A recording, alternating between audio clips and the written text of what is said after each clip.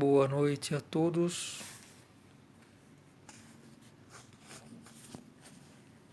Hoje é dia 26 de maio de 2020, terça-feira, 22 horas e 50 minutos. Temperatura externa de 12 graus e interna de 18 graus, 17 graus.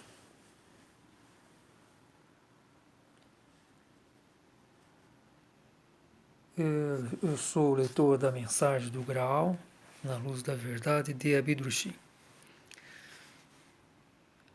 O tema que eu estou tratando agora é em relação a Creolos e Maria, Maria de Nazaré. Creolos foi o pai terreno de Jesus Cristo. Antes de Maria se casar com José, ela teve um namoro muito rápido, e através desse namoro escondido, não era público, né? Mesmo porque naquela época era muito complicado, né? Dois países, duas culturas, né? Muito diferentes, religiosas principalmente. A romana e a judaica. Mas, de qualquer forma, Creolo, o centurião, pretendia se casar com Maria. Mas se conheceram por apenas 2 dias. Apenas 2 dias se conheceram. Se apaixonaram, mas ele teve que seguir o seu caminho, né? Ele estava a caminho para Jerusalém. Então ele conheceu Maria em Nazaré. Só que ele demorou muito a voltar, né? Ele demorou 9 meses. Não sabia que tinha engravidado Maria. E Maria, nesse ínter, casou com José. Essa questão aí da Imaculada Concepção e Nascimento do Filho de Deus é uma dissertação de Abidrushim, dissertação 44, no segundo volume da Mensagem do Graal de Abidrushim. Mensagem do Graal na luz da verdade. Então, nos vídeos anteriores eu vi partes dessa dissertação e agora pretendo concluir e no final falar um pouco sobre o romance entre Creolos e Maria. Vou mostrar aqui primeiro a mensagem do Graal.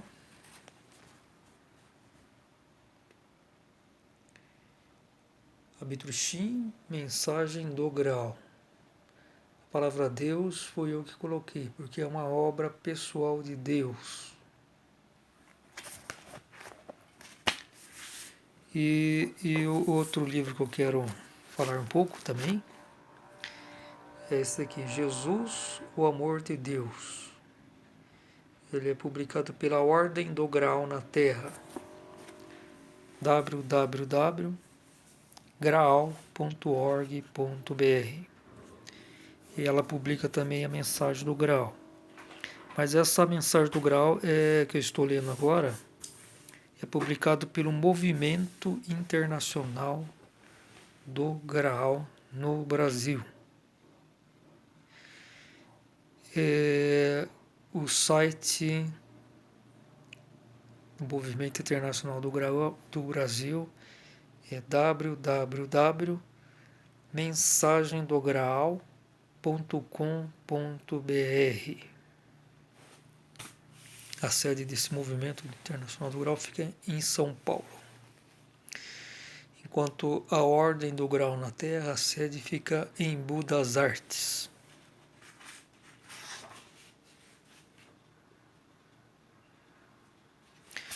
Então vamos dar uma sequência aqui na dissertação, que Abdrushim explica que é impossível a geração de Maria de Nazaré ter sido possível ser realizada sem o concurso de um homem. Não tem como engravidar. Sem homem e mulher, tendo uma relação sexual, não tem como engravidar. Isso aí é uma ilusão doentia. Que um conselheiro católico, né? Acho que lá para os vídeos do ano 500, por aí, né? Não sei, nessa época, quis inventar essa absurda história que próprios discípulos, enfim, os cristãos primitivos iam achar um completo absurdo, porque ninguém cogitava essa possibilidade no cristianismo primitivo. As pessoas próximas de Maria sabiam que Jesus era filho de um romano. E até existe um nome, me parece que é hebraico, Jehoshua ben Pandira. Parece que esse era um nome, não sei se decide como cidadão judeu, alguma coisa assim. Mas esse nome eu ainda tenho que pesquisar um pouco a origem, mas me parece que é aramaico, hebraico, coisa assim. Pode ser que também seja um nome indiano, hindu, porque também existe uma teoria, lógico, uma teoria muito fantasista de que Jesus teria ressuscitado e carnalmente tenha sobrevivido, ressuscitado e vivido muitos mais anos. E isso parece que é uma teoria de uma ala islâmica. Então diz que ele teria peregrinado, acho que foi Afeganistão, e no final teria se estabelecido em Caxemira, teria tido filhos. Até me parece que nessa teoria ele teria se casado com Maria Madalena, tido filhos e falecido na Caxemira. E me parece que uns 102 anos. Mas isso já digo de cara que isso é uma fantasia, porque Jesus, da forma como ele sofreu a morte, era impossível ressuscitar, porque o corpo dele estava destruído, completamente destruído, não tinha como voltar à vida. Era diferente, por exemplo, de Lázaro e algumas pessoas que estavam com o corpo preservado e estavam com um cordão umbilical da alma, né? Cordão de prata ligado ao corpo. Então, Jesus pôde trazer Lázaro e uma moça, filha de um publicano, né? Então, mas havia as condições naturais para isso. Quando o corpo recebe uma violência física, seja por um acidente, enfim, morreu, não tem praticamente, não tem como ressuscitar, né? Então Jesus de fato morreu na cruz. E o corpo dele ficou na terra. Isso já estou fazendo só um parênteses aqui, mas sempre divulgo isso na minha página do Facebook. Quem desejar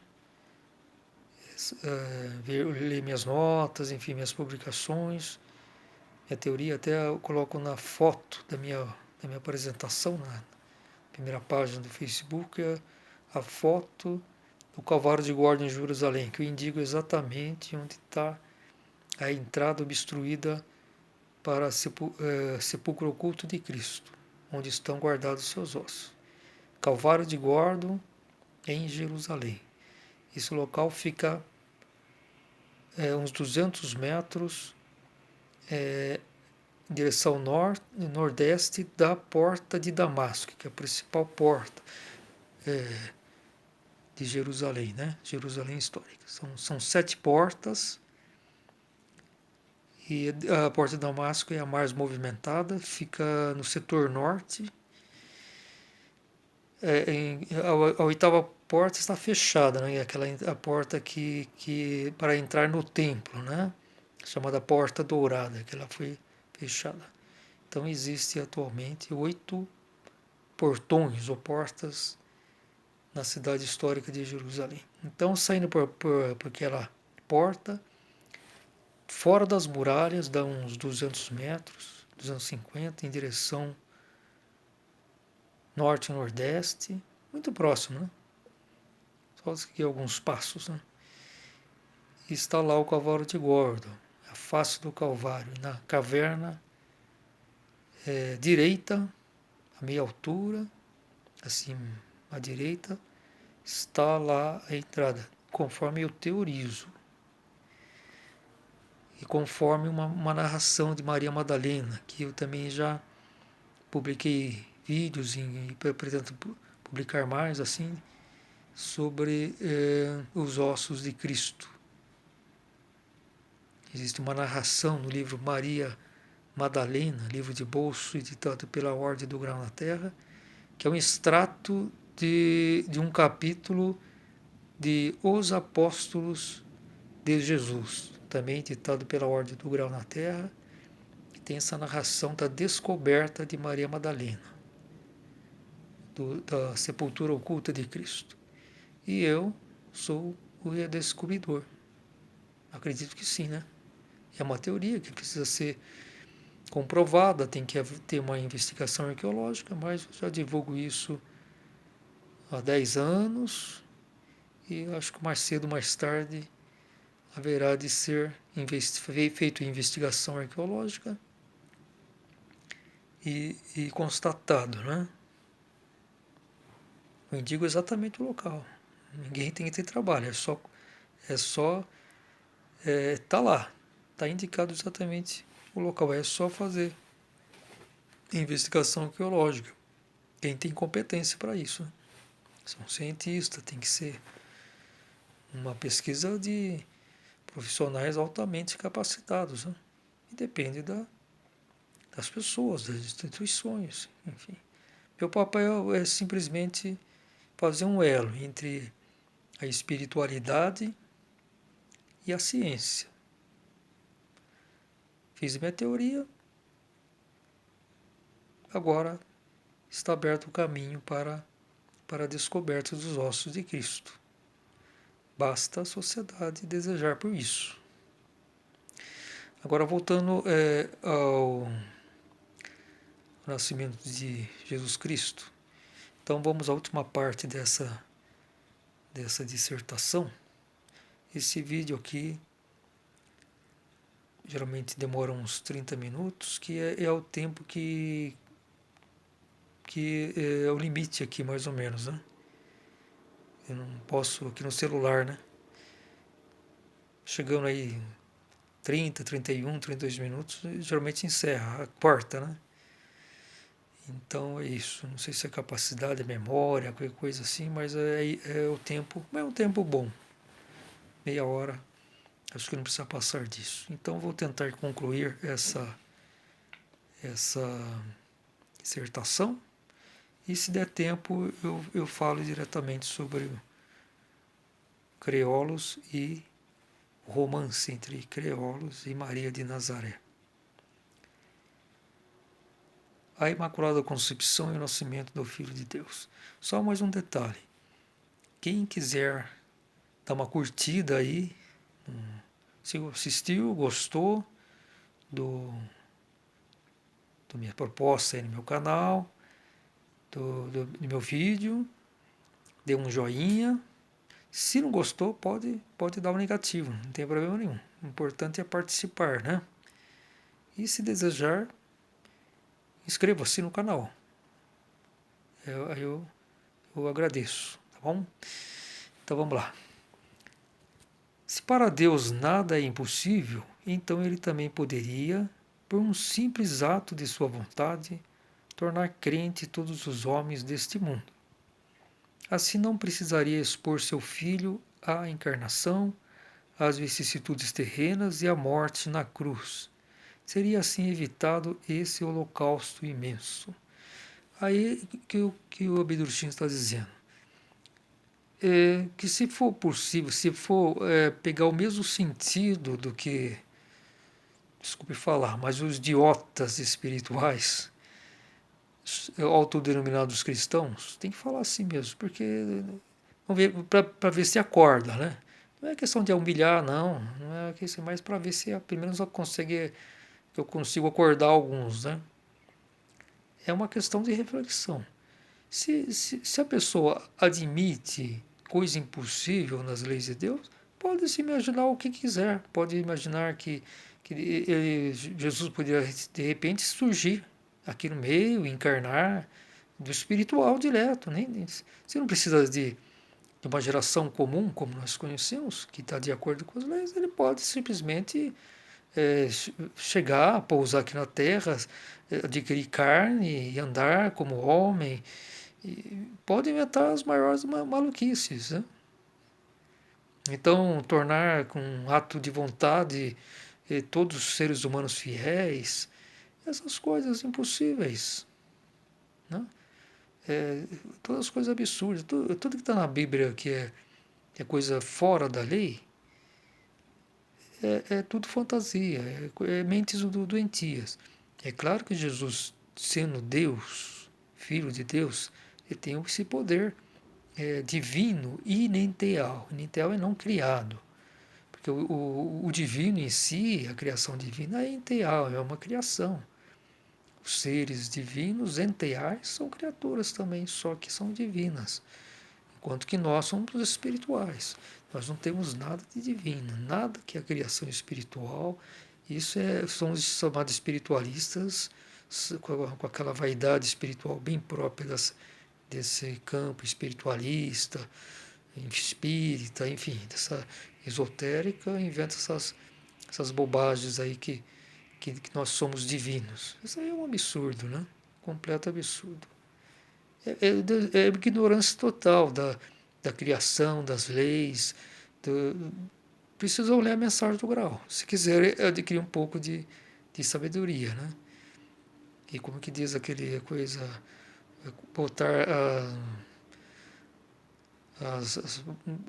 não sei qual que era, da humildade, né? O manto da humildade, uma coisa assim que ficou meio famoso aí na televisão, né? Faz tanto tempo que eu não assisto televisão, né? Mas tinha uma dupla aí que fazia botar não sei o que da humildade, né? Não sei se era botas, um calçado, coisa assim, né? Mas enfim, então é isso. A pessoa precisa sair do seu patamar, né? Ilusório, da presunção. O cristão que caracteriza é a presunção limitada. Ninguém é mais presunçoso do que os autos denominados cristãos. E esse ramo todo aí, que é uma sopa inteira aí de esotérico, espiritualista, essa turma toda aí é da. Cada um com uma certa corrente assim, mas no geral o que prevalece é a ignorância. Então é a vaidade espiritual. E não tem ninguém mais vaidoso espiritualmente do que essa turma toda. E para se esclarecer, só a mensagem do grau, não existe outro lugar. Que é a palavra viva, a nova palavra viva do Filho do Homem, do Espírito Santo. Mensagem do grau na luz da verdade de Abdurchin. Então é isso. Se fosse tudo impossível para Deus, quer dizer, se nada fosse impossível, ele faria todas as coisas. Se para Deus nada é impossível, então ele poderia, por um simples ato de vontade, tornar crente todos os homens deste mundo. Assim não precisaria expor seu filho à encarnação, às vicissitudes terrenas e à morte na cruz. Teria se evitado esse holocausto imenso. Mas isso não é possível, é o livre-arbítrio, nossa condição. Deus como algo inerente ao espírito, o livre-arbítrio. É uma condição, nós somos uma das inúmeras criaturas, espécies de criaturas que Deus criou. Nós somos das menores criaturas que existem, né? Que é um espírito, uma centelha espiritual em desenvolvimento. Nós viemos encarnar na matéria para obter a autoconsciência e retornar à nossa pátria, que é o paraíso. Mas que tudo sucedeu dessa forma fica demonstrado pela inflexibilidade das leis divinas que percorre a criação desde suas origens primevas, sendo impossível, portanto, devido à sua perfeição, que suceda qualquer mudança divina de uma intervenção violenta. Não existe, o que é perfeito não tem como se alterar. Então, assumir culpa de outro, isso é tudo ilusão. Ilusão é morte espiritual. Quem leva ao engano, os dogmas falsos, a crença falsa, isso adere na alma. Isso pesa. Depois da morte terrena, a pessoa fica presa na matéria. Se não até vai para o inferno, dependendo do estado dela. Sente agora no juízo final. Então, esses autodominados cristãos vão ter uma decepção muito grande, viu? Estão tudo presos, como se fossem ancorados, né? Pedras, né? Que vai, como se fossem âncoras. Cada mentira, cada pecado vai escurece, torna densa a alma. Então, quando desencarna, fica preso. Ela não fica leve, a alma não fica pura. Ela não tem aquela leveza necessária para ascender. Então, pela inflexibilidade das leis divinas, que percorre a criação, as 3 leis básicas são isso. A lei da reciprocidade, que pode ser a lei do karma, é dano que se recebe, é o que você plantar, você colhe. Né? Então, a plantação é livre, mas a colheita é obrigatória. Essa é a lei do karma. Né? E é dano que se recebe. A lei da gravidade espiritual, que é justamente isso, que o que pesa na nossa alma, a gente vai ficar nas regiões mais densas. E dependendo do caso, até vamos lá para o inferno. Se não conseguimos clarificar nossa alma, nosso espírito. Nós podemos tanto ascender ao paraíso como descer ao inferno. É a segunda morte espiritual. São duas questões aí para o ser humano. Ou adquirir a vida eterna, nosso nome escrito no livro de ouro da vida, adentrar a nossa pátria eterno, o reino espiritual, o paraíso, no reino né, da criação espiritual de Deus, ou então ir lá para as trevas perdidas, né, que é a aniquilação espiritual. E tem a lei da atração da igual espécie, né? São as 3 leis principais da criação, que os iguais se atraem, né? Os fumantes se atraem, os glutões, sem glutões, os bebuns, né? Que gostam de bebidas, os que gostam de sensualismo, os gananciosos, e assim por aí vai. E como os bons também, né, que se unem, que buscam nobres valores, né, espirituais. Né? Então aí, a lei da atração da igual espécie. Contudo, poderá ser replicado por parte dos que se opõem cegamente com obstinação que era da vontade de Deus que acontecesse assim. Contudo, poderá ser replicado por parte dos que se opõem cegamente com obstinação, que era da vontade de Deus, que acontecesse assim. Isso está dito de modo inteiramente certo, mas não constitui uma contraprova absolutamente, e sim, na realidade, uma admissão da afirmativa anterior de que cumpre se abandonar tudo quanto é concepção ingênua e se seguir uma explicação mais profunda, conforme exigem categoricamente todas as expressões de teor espiritual. Eu só vou falar um detalhe que a mensagem do grau que estou lendo é do português europeu. Então, ela é impressa em Frankfurt, na fundação da mensagem do grau. Então, assim, para o brasileiro, às vezes tem um linguajar talvez um pouco... às vezes a pessoa tem um pouquinho de dificuldade de compreender, às vezes alguns termos, né? Então, então tem um pouco de diferença. Por isso que eu costumo até recomendar para os brasileiros, de preferência, ler o português brasileiro, que é editado pela Ordem do Grau na Terra. Eu estou lendo aqui o português europeu porque eu estou relendo a mensagem do Grau agora com essa edição, né, do português europeu. Mas como complemento, né, que eu sempre li a mensagem do Grau em 3 volumes, ditado pela Ordem do Grau na Terra, né? Então é só um detalhe, né?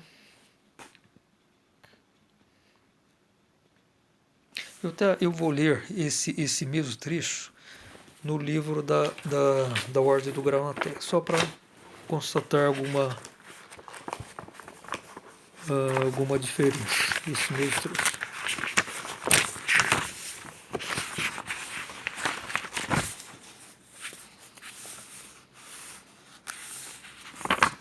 O título, por exemplo, né, é o mesmo. Às vezes, boa parte do título também é... Porque o original é o alemão. É a mensagem em 3 volumes que Abdrushim fez sua última revisão um pouco antes da sua morte, né? Então, a primeira vez que foi impresso, o volume 1, em 1949, no volume número 2 em 1950, e parece que 51 o volume 3. Então, aquele é o original em alemão, que ele não modifica. É através daquele original alemão que se fazem as traduções. Então, o ideal seria ler em alemão, mas isso poucas pessoas, né, sabem alemão. Eu, por exemplo, só leio em português, tendo um pouco inglês e espanhol, mas não tenho domínio, né? Então, vamos ver aqui. O título está o mesmo, é Imaculada Concepção e o Nascimento do Filho de Deus. Agora, os trechos têm algumas pequenas diferenças, né? Então, eu vou ler só esse último trecho. Às vezes eu faço assim, uma comparação para... Porque eu tenho mais familiaridade no livro ditado pela Ordem do Grau na Terra. Mas eu acho que, para mim, essa releitura do português europeu está sendo interessante para mim, né?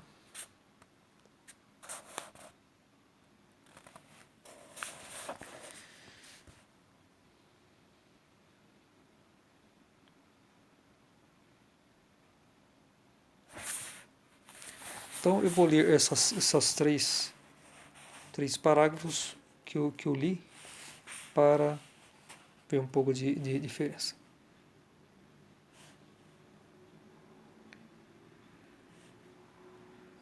Poder-se afirmar também que, se nesse sentido, junto a Deus coisa alguma impossível, ele igualmente poderia, por um único ato de vontade, tornar fiéis todos os seres humanos da terra.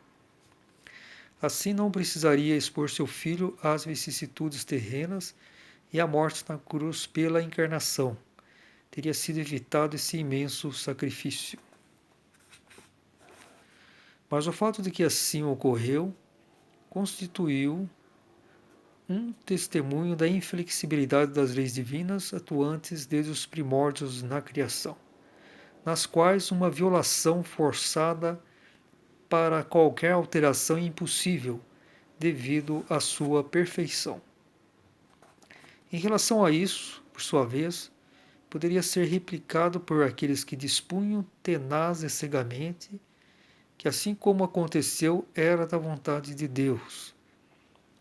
Isso é dito de modo certo, mas não é absolutamente uma contraprova. Ao contrário, na realidade, um concordar da afirmativa anterior, em se abandonando a concepção mais ingênua e seguindo os esclarecimentos mais profundos, o que todos os ditos da natureza espiritual exigem categoricamente.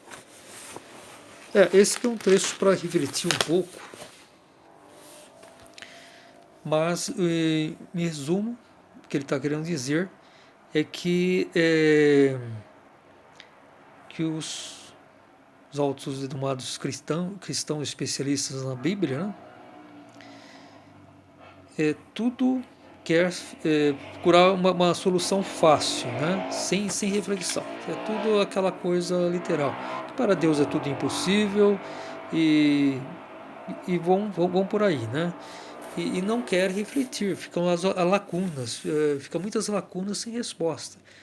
E isso não é desejado por Deus, porque Deus, é claro, não quer deixar ninguém em dúvidas, né? Porque não se pode construir pontes sobre abismos, vamos dizer assim. Então, isso não é possível. Tem que estar tudo muito claro o que são as leis de Deus e portanto, para que possamos caminhar com firmeza, né? Aquela caminho em direção à luz, porque isso não é possível. Se tiver lacunas, o ser humano não vai conseguir ter a sua trajetória.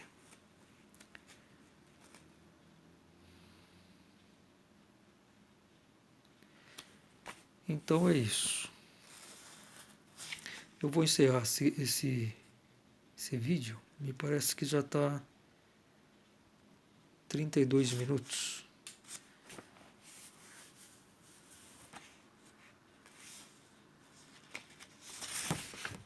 Então, assim, eu acabei não conseguindo terminar essa dissertação, então eu vou continuar num próximo vídeo para concluir essa dissertação, a Imaculada Concepção e o Nascimento do Filho de Deus. Então, muita paz, muita luz.